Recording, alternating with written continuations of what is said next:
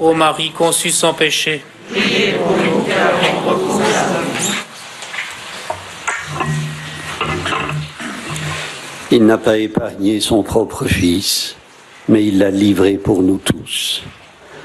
Frères et sœurs, depuis un an, nos modes de vie sont chamboulés. Comparant notre situation actuelle à celle des apôtres pris dans la tourmente sur le lac de Tibériade, le pape François constate que nous avons été pris au dépourvu par une tempête inattendue et furieuse. C'est peu dire, comparé à celle qu'a dû connaître Abraham quand Dieu lui demanda de sacrifier son fils Isaac. Isaac, le don inespéré de sa vieillesse, la promesse qui faisait rire Sarah. Sitôt donné, sitôt repris. Un sommet de cruauté barbare. Horrible cette histoire d'égorgement sacrificiel du premier-né mâle, en totale contradiction avec la voix de Jérémie, inspirée par le Seigneur, qui s'opposera à ce crime au prix de sa vie. En contradiction avec le psaume 115 de ce dimanche, il en coûte au Seigneur de voir mourir les siens. Le sacrifice d'Abraham, le sacrifice d'Isaac, serait-il une impasse pour la foi? Pour le raisonnement, une aporie? Frères et sœurs, en rigueur, rien n'autorise à poser ces questions. Ce sont des supputations qui n'ont rien de rationnel, qui ne sont qu'émotionnelles. Abraham a-t-il vécu la nuit obscure de la foi? Les textes n'en disent rien. Certes, dans ce récit, Abraham va aux confins de l'insurpassable. Son obéissance fait frémir.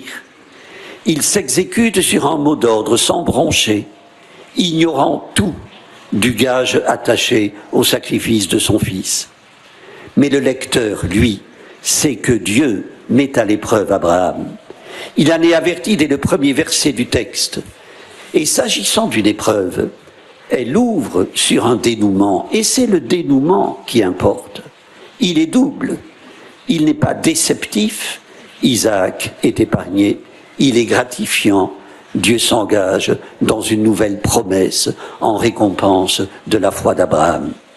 La route de Moria, c'est la route du Dieu qui pourvoit. Frères et sœurs, auprès de ses disciples, Jésus a vécu nombre d'épreuves avant de connaître celle de la croix. L'image qu'il présente de lui-même et de Dieu, celle de la semence qui doit mourir en terre pour porter du fruit, est pour ses disciples insupportable.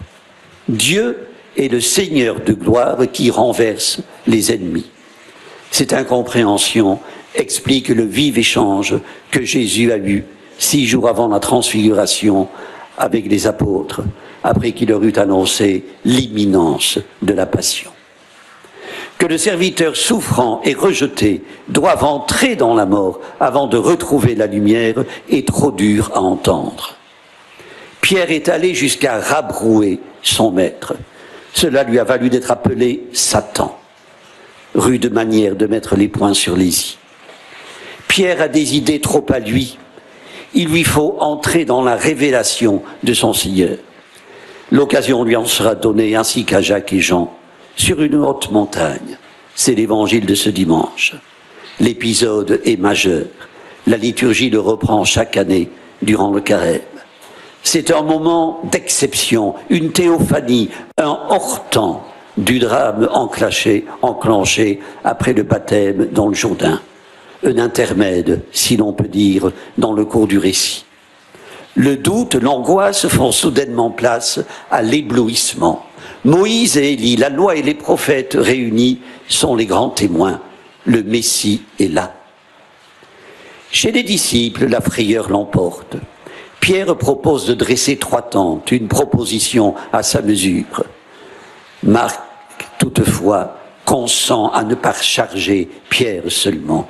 Ils ne savaient que dire tant leur frayeur était grande, écrit-il, subtil et charitable effet du passage du singulier au pluriel. Il associe les 3 apôtres dans une même panique.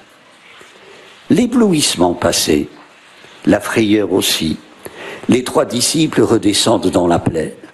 C'est alors que Jésus les sommes de ne rien dire de ce qu'ils ont vu. À la différence du possédé de la synagogue de Capharnaüm et du lépreux, ils se tairont, mais sans comprendre. Tous trois s'abandonneront au sommeil alors que Jésus entrera à Nagodie. Tout s'éclairera après la résurrection à la Pentecôte. Paul le rappelle, le Dieu qui a épargné Isaac n'a pas épargné son propre fils, mais cette fois, le sacrifice est gagé, c'est le salut. Frères et sœurs, avec Abraham, nous étions aux confins de l'insurpassable. Avec le sacrifice de Jésus, nous sommes au-delà de l'insurpassable. Telle doit être notre foi et notre espérance.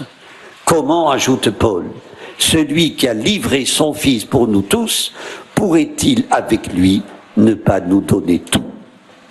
L'apôtre qui a connu tant d'épreuves physiques et morales parle d'expérience. Il sait que Dieu est toujours à nos côtés, même quand il demande à Abraham de sacrifier son fils. Frères et sœurs, une grande figure spirituelle du siècle dernier, la vénérable Madeleine Delbrel, disait que le chrétien missionnaire, mais c'est vrai de tout chrétien, est celui qui doit marcher sur de l'inébranlable et de l'inchangeable et sur un tracé imprévisible. À ce titre, nous sommes dans la filiation d'Abraham. Frères et sœurs, faisons dans les épreuves que nous traversons le tri entre ce qui importe et ce qui passe. Séparons ce qui est nécessaire de ce qui ne l'est pas. Mobilisons notre discernement, réorientons notre route, les yeux fixés sur la montagne de la transfiguration. La voix qui troue la nuée, figure de Dieu présent et caché, convoque l'univers. Celui-ci est mon fils bien-aimé, dit-elle, écoutez-le. Brisons la chape de résignation et de désespoir qui nous recouvre. Redonnons, dans l'espérance, fraîcheur, douceur et lumière à un monde défiguré par les illusions, les convoitises, les peurs et les cruautés. Retrouvons le goût de la solidarité dans l'épreuve. Laissons l'inébranlable et l'inchangeable refigurer notre quotidien. Amen. Prions le Seigneur. Dieu notre Père, fidèle à ton alliance, tu nous amènes à l'écart sur la haute montagne. Tu nous fais monter dans la lumière pour voir se lever le monde nouveau.